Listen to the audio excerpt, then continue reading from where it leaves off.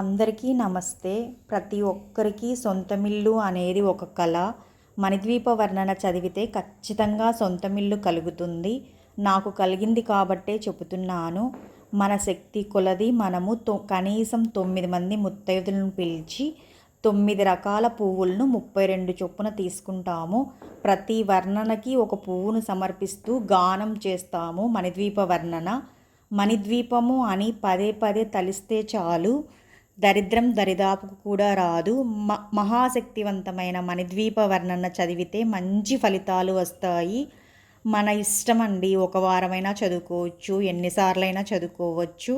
నేనైతే ప్రతి మంగళవారం, శుక్రవారం 2 సంవత్సరాలు రెంటెడ్ హౌస్లో ఉండేవాళ్ళం అనమాట. 12,000 రెంట్ ఇచ్చేవాళ్ళము. రెంట్ ఇవ్వడానికి వెళ్ళినప్పుడంతా తల్లి నాకు ఈ రెంట్ ఇచ్చే బాధ్యతను తప్పించు, సొంతమిల్లు కల నెరవేర్చు అని నేను మనస్ఫూర్తిగా కోరుకొని ఆ రెంట్ ఇచ్చేసి వచ్చేదాన్ని. నాకు ఇప్పుడు రెంట్ ఇచ్చే పరిస్థితి లేదు. సొంతమిల్లు కలిగింది మణిద్వీప వర్ణన చదవడం వల్ల. మీకు కూడా మణిద్వీప వర్ణన చదవడం వల్ల సొంతమింటి ప్రాప్తి కలుగుతుందండి, తప్పకుండా కలుగుతుంది. నా కళ్ళ ఎదురుగా శివపార్వతులు గానం చేస్తున్నట్లుగా, వాళ్ళు నాట్యం చేస్తున్నట్లుగా నాకు అనిపిస్తూ ఉంటుంది.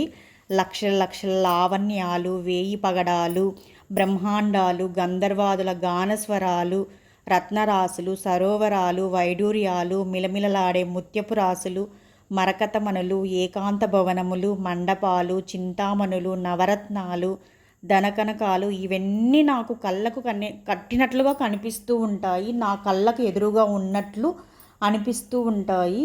మీకు కూడా ఈ అనుభూతి కలగాలంటే మణిద్వీప వర్ణన తప్పకుండా చదవండి. మణిద్వీప వర్ణన చదివితే చాలు, మనకు సొంతమింటి ప్రాప్తి అనేది కలుగుతుంది. సౌభాగ్యము, సంతానము, మనం ఏది కోరుకున్నా సరే అండి, ఖచ్చితంగా నెరవేరుతుంది.